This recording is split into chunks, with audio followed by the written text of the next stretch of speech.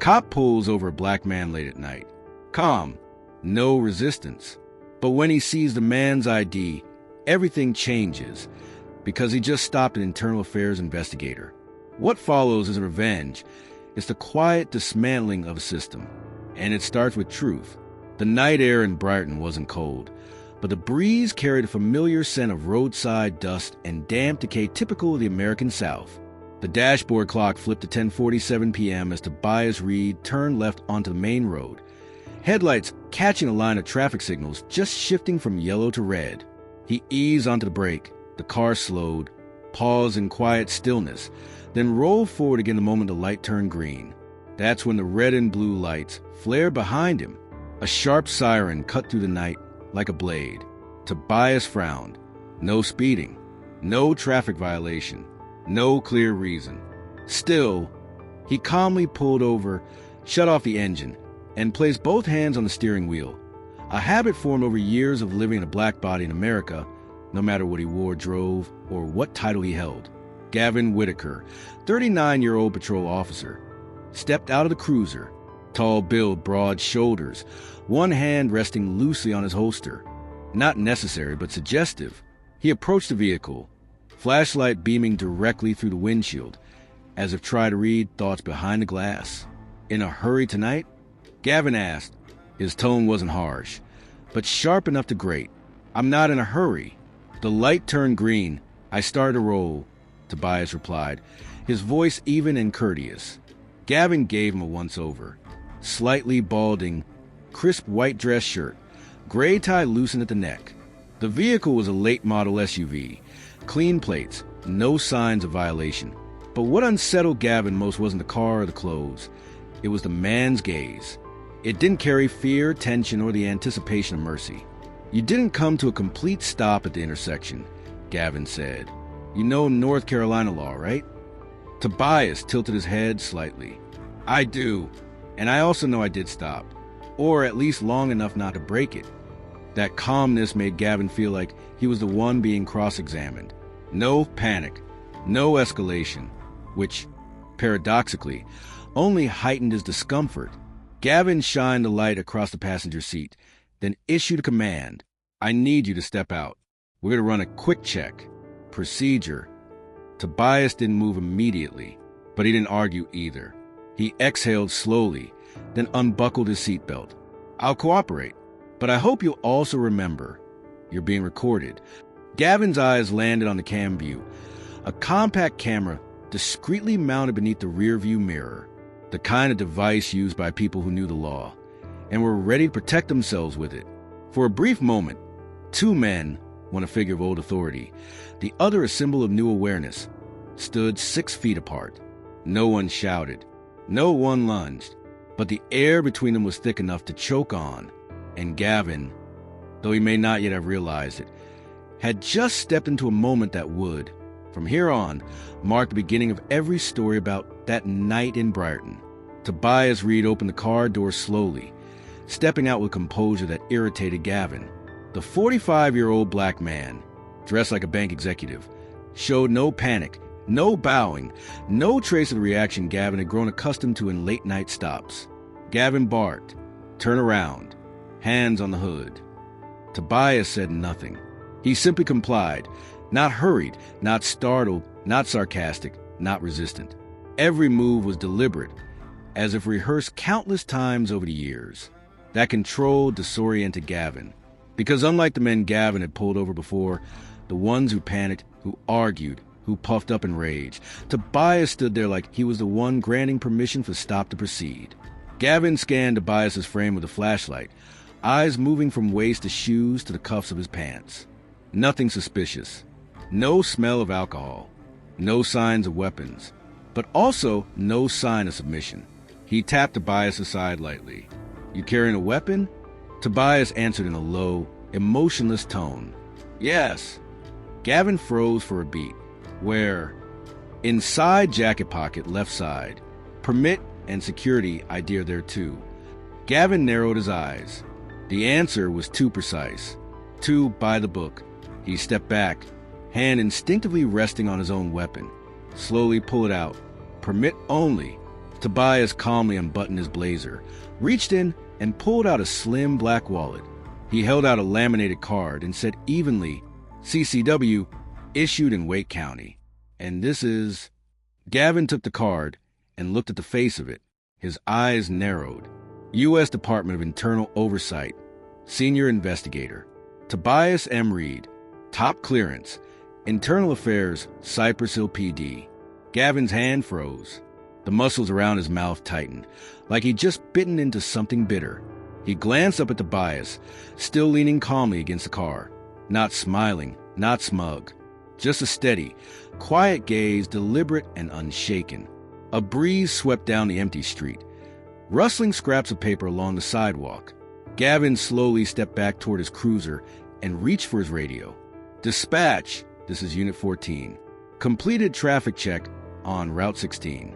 No violations. Ending contact." Tobias hadn't moved. It wasn't until Gavin returned that he straightened, adjusted his collar. His voice was low, light, and nearly ice cold. "I won't file a report. I won't press charges. But if you think you understand who I am, then you still don't understand the problem." Gavin said nothing. No apology. No words. Tobias got back into his car without another sentence. And that silence, more than anything, was what made Gavin feel smaller than he'd ever felt. Not because he lost, but because for the first time, he saw clearly who had been in control from the start. And for the first time, Gavin began to feel the true weight of all the assumptions he'd always dismissed as procedure. Tobias Reed's car rolled back into the main lane of Sycamore Ridge. The headlights cast a steady beam across the empty road. Behind him, the police lights had gone dark, but a chill still lingered in the cabin. He wasn't rushing. Didn't need to call anyone. No anger. No tremble. But inside him, something had just slipped past the edge of his tolerance. And Tobias knew what had just happened wasn't an outlier. It was a repeated version of the same old lesson that the system still refused to learn. He turned down a side street toward home, pulling into the driveway of a quiet bungalow, where a large maple tree swayed gently under the moonlight. But instead of heading inside, Tobias popped the trunk and retrieved a dark brown leather document bag. He buttoned his shirt, adjusted the cuff, and pulled a black Camview USB from a glove box.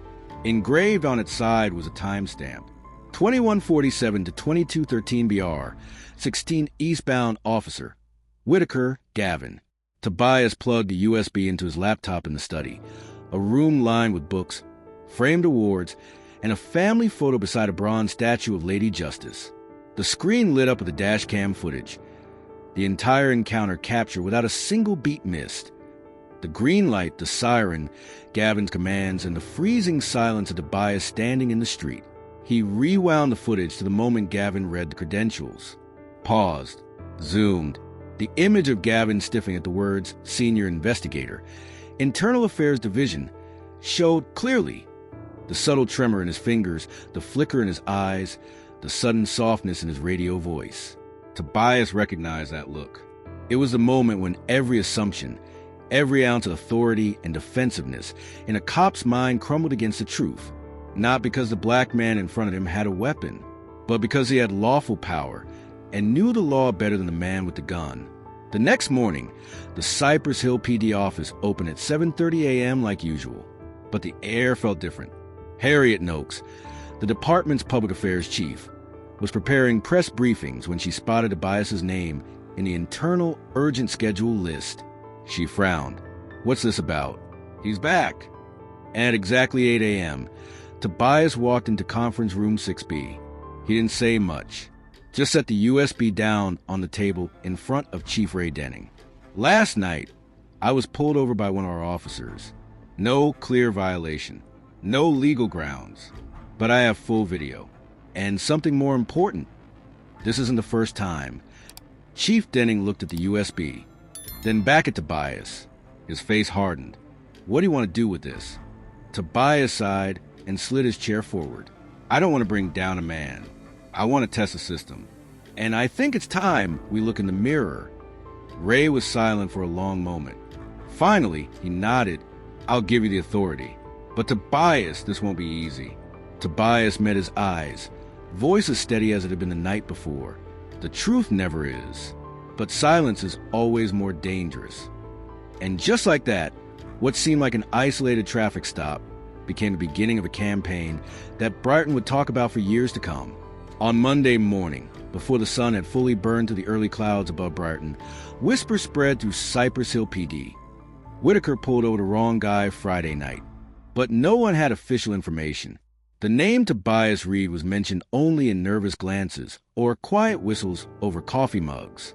Meanwhile, Gavin Whitaker, the man at the center of the storm, sat hunched in his office, computer screen still dark. He had watched his own body cam footage for times. And by the fourth viewing, what scared him wasn't the moment Tobias revealed his credentials. It was the way the man had looked at him. Not with rage, not with fear, but like a surgeon calmly observing a clear case of systemic illness. At that same moment, in a senior meeting room on the third floor, Tobias was presenting the preliminary outline of a new internal investigation initiative. He gave a name, simple but unflinching, Operation Mirror Code. The first objective wasn't to punish Gavin, but to examine the training structure and the standard conduct during initial patrol interactions. But just when it seemed like the matter would be handled quietly within the department, Tobias proposed something unexpected. A public community feedback forum at Brighton Civic House, scheduled for that Friday, and he invited Officer Gavin Whitaker to face the public directly. The department buzzed. Media descended. That afternoon, Gavin received an email from Tobias. It wasn't long. It wasn't disciplinary. It was simply an invitation to come to Tobias's office for a private conversation before going public. Gavin showed up, hands in his pockets, trying to hide his unease. Tobias sat behind his desk. No coffee offered. No small talk. You know why I asked you here? Tobias began. Gavin swallowed. I'm guessing the video? Tobias shook his head. No, the video doesn't make you wrong. It just shows who you are when you think no one's watching. Gavin stiffened. Tobias continued, his voice steady like a compass needle. I don't hate you. I'm not here to lecture you. But I'm not going to let this pass as a misunderstanding either. Because if I weren't Tobias Reed with a badge in my pocket, do you think you would have handled it any differently? Gavin said nothing. Tobias stood, walking toward the glass board behind his desk, where the current police recruitment flowchart was posted. He marked a single line in red. Phase 1, Reactive Instinct Evaluation. We can't just teach laws and weapons, Tobias said. We have to teach people to examine themselves before they're sent out to stand in front of others. He turned and looked directly at Gavin, not angry, just clear, like a manifestation of truth. You're not the whole problem, but you are where it's found. Gavin nodded, for the first time, without protest, not because he was threatened, but because he realized he'd been turned inside out, not by power, but by the truth. The twist was this. Tobias didn't ask for an apology. He asked Gavin to participate in the public forum. No lawyers, no department reps, just a man confronting his own mistake. And Gavin, surprising even himself, said yes, not to save his job, but because for the first time in his life, he wanted to know what it felt like to stand on the side of what's right. Friday, 6 p.m., Civic House Brighton was packed. Locals squeezed into the high school auditorium space, usually reserved for student plays. On stage, there was no flashy podium, no rows of flags, just a long table for chairs, one microphone, and two men representing two stark realities of law enforcement. Tobias Reed, dark blue shirt, no tie, holding a folder labeled Operation Mirror Code. Gavin Whitaker, in simple civilian clothes, shoulders drawn slightly under the spotlight. The opening air was ice cold, but Tobias didn't shy away. He stood, took the mic. We're not here to apologize on behalf of others. We're not here to expose anyone. We're here to hold up a mirror, each of us, and ask what inside us allowed indifference to be called standard procedure. A round of applause followed. Not loud, but heavy with meaning. Tobias turned to Gavin and asked the first question. If you had known who I was that night, would you have acted differently? Gavin looked down for a moment, then lifted his gaze and answered, yes, and that's what shames me the most. For the first time, the room fell silent. not out of outrage, but in collective humility. After the forum, Gavin didn't return to the precinct right away. He was placed on administrative leave pending investigation. But what woke him each morning wasn't fear of losing his job. It was the eyes of a young boy in the front row that night. Eyes filled with curiosity, doubt, and hope. Meanwhile, Tobias stayed late in his office until 9 p.m., replaying audio from the community forum, marking every moment where the crowd's reaction peaked. He wasn't pleased. He wasn't thrilled. He was focused, like a surgeon dissecting a tumor deep within the behavioral nervous system. The screen in front of him was split. On the left, Gavin Whitaker's personnel file. On the right, a list of 37 officers with prior complaints for similar misconduct, each case closed internally. Some had been promoted, some had transferred. None had ever faced a public forum.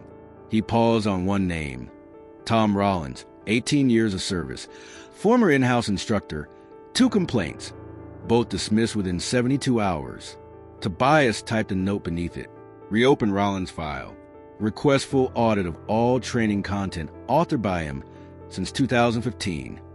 He knew this was no longer about Gavin.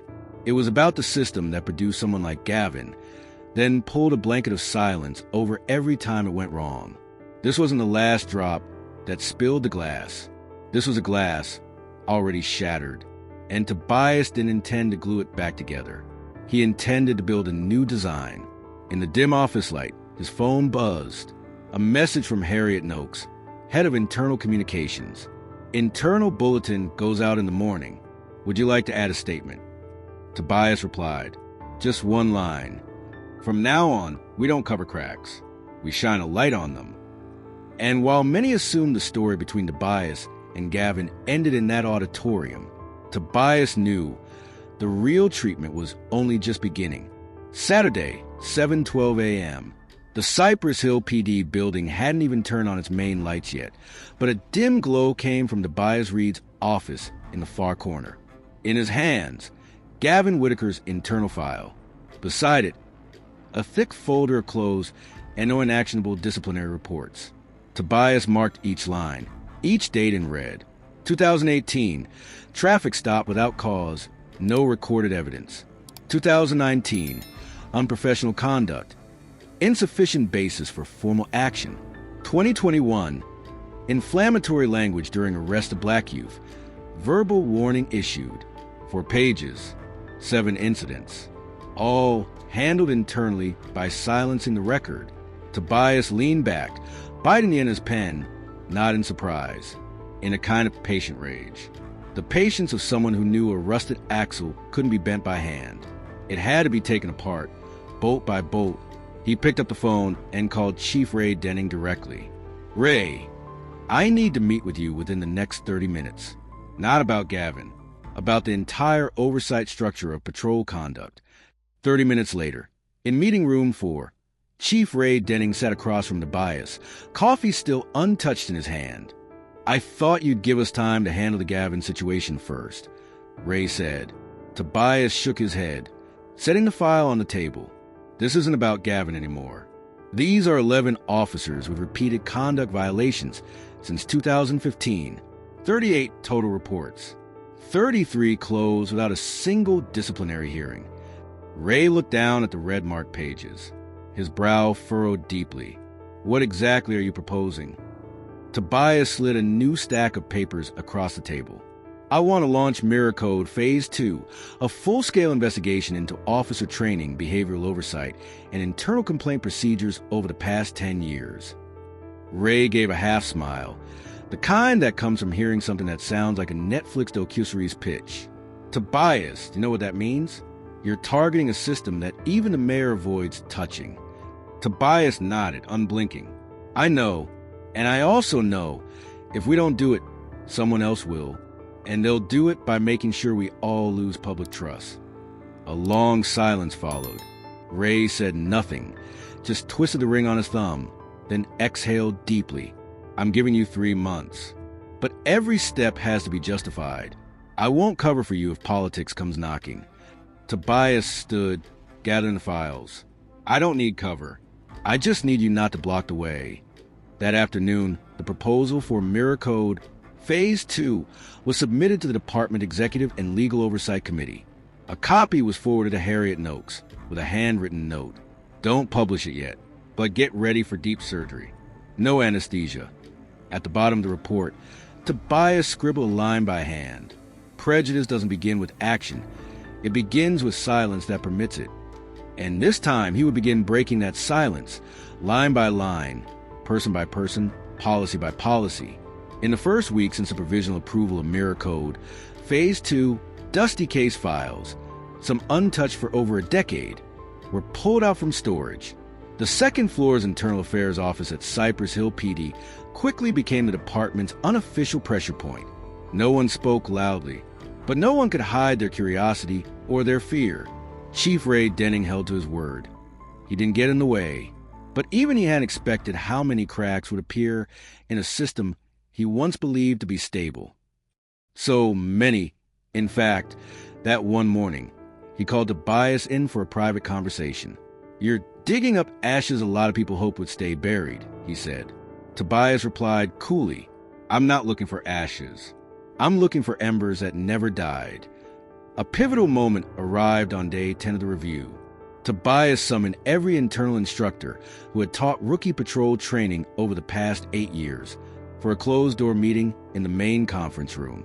The atmosphere was taut as a drawn wire. Among them sat Tom Rollins, once hailed as Briarton's training legend. With silver hair slicked back and arms crossed, Rollins reclined his chair like this was nothing more than another tedious roll call. Tobias stood at the projector, displaying a clip from the 2017 training course.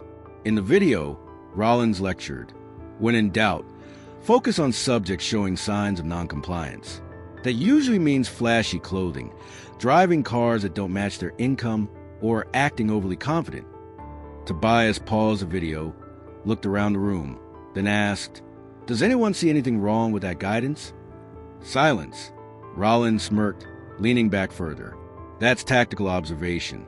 Nothing wrong with that. We teach what works." Tobias stepped forward and laid a file in front of Rollins. "In the 3 classes you taught, 82% of those tactical observations resulted in misconduct against people of color or individuals from low-income backgrounds. So what exactly do you mean by what works?"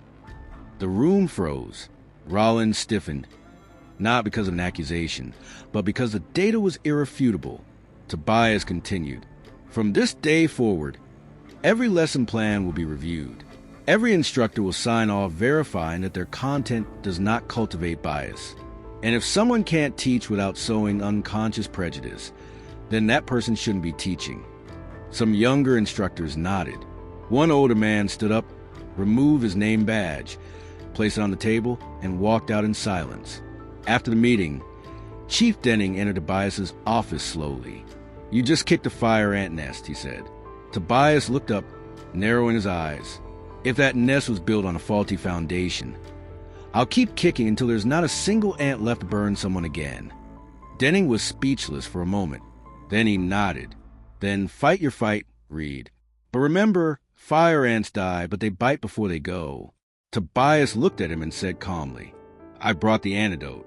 But I'm not handing out to people just so they can keep living wrong."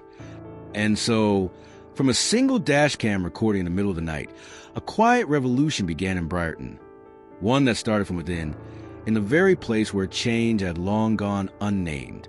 On Monday morning, the electronic sign outside the Briarton Civic House displayed a new message. Mirror Code Dialogue Series, Session 1, Listening to the Public.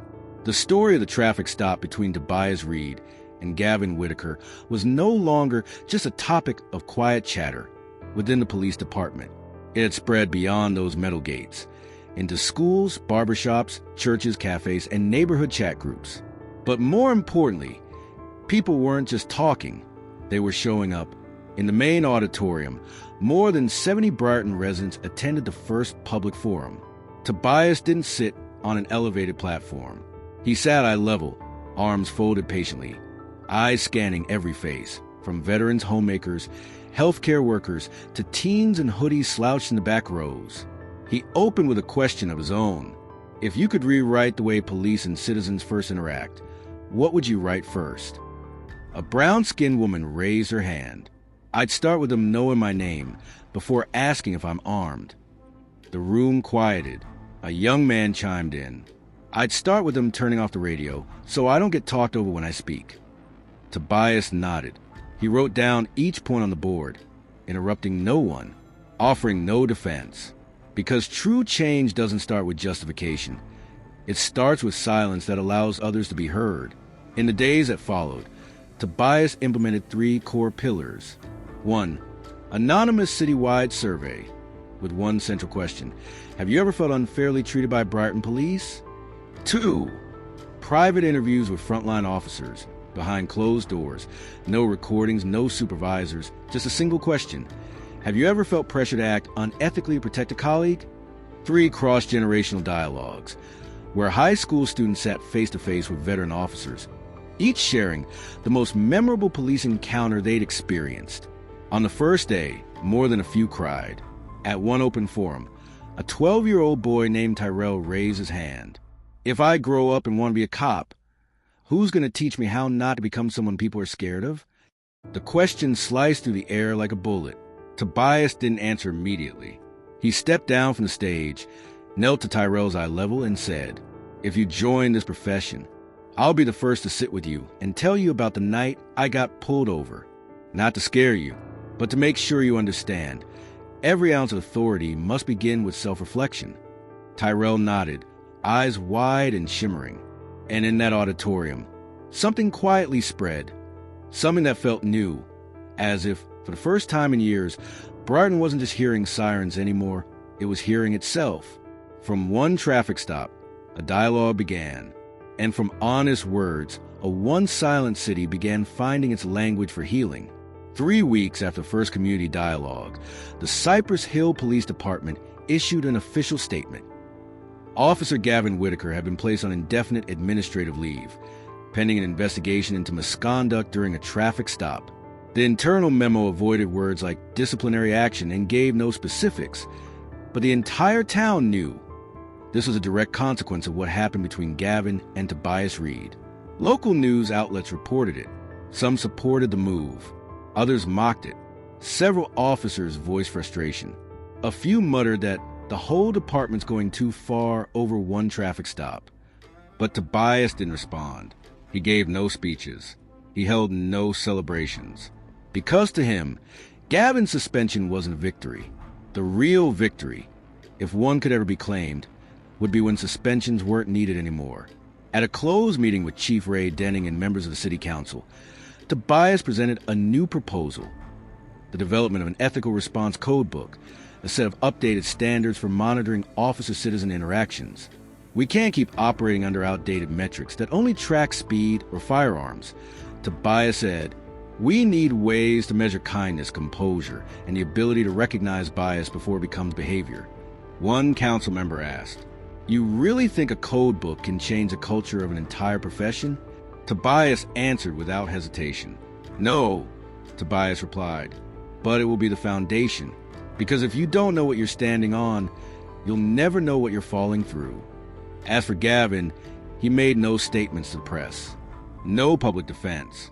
But through Harriet Noakes, the department's internal communications officer, Tobias learned that Gavin had voluntarily enrolled in an implicit bias training program hosted by the Unity Circle. On the application form, Gavin wrote only one sentence: "I no longer trust my instincts. Now I want to learn again from the beginning." Tobias didn't call, didn't text, but he marked the letter with a red pen and scribbled in the corner, "This is the apology that matters." To Tobias, the lesson wasn't in a single officer suspension. It was in the realization that Gavin Whitaker was not a system error. He was a product of the system. And if Brighton wanted to prevent more Gavins, it had to look directly at the machine that molded them. This wasn't swift justice, not punishment, not a verdict. This was reform, the kind that doesn't arrive on a wave of outrage, but through repeated commitment, day after day, from people unwilling to step back just because the applause hasn't started. On a crisp Saturday afternoon in Brighton, residents gathered at the town square for the final forum in the Mirror Code series. Gone was the tension of the first meeting. Gone were the guarded eyes in the back rows. In their place, a quiet sense of readiness, as if the crowd wasn't there for a speech, but to witness a promise being finalized. Tobias Reed stepped onto the stage with no notes, no pre-written address, just himself in a plain white shirt, his gaze steady, sharp as a scalpel. "I'm not going to talk about mistakes," he began, "because mistakes, when repeated without change, become nothing more than habits in disguise." The audience fell still. "I want to talk about responsibility, not the kind placed on one officer or one precinct. I'm talking about the responsibility of a system and everyone within it, when silence becomes its unofficial policy." He glanced toward the front row, where a group of high school students sat. A few wore t-shirts that read, "Fairness is a habit." Tobias smiled. "We can't expect trust from the community if we're not willing to rebuild the foundation we once broke. Fairness isn't behavior, it's a commitment." He paused, then added, softly but firmly, "And real change doesn't come from anger. It comes from ethical action, repeated often enough to become habit, and never compromised by indifference." Applause followed, not thunderous, not rushed, but the kind given by people who had witnessed something real begin and knew it was no longer just a slogan. After the forum, Tobias stepped down from the stage.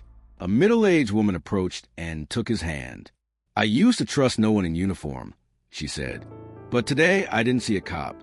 I saw a human being." Tobias smiled gently and replied, "I had to relearn how to see myself, too." The story of Tobias Reed and Gavin Whitaker didn't end with a trial, a promotion, or a published memoir. It ended with a beginning marked by conversations without defense, by apologies that didn't need press coverage, by a system willing to admit it had once been wrong, and by a small town like Brighton, once thought be unchangeable, now standing as living proof of the opposite. Because change doesn't need a storm. It only needs one person, brave enough not to look away,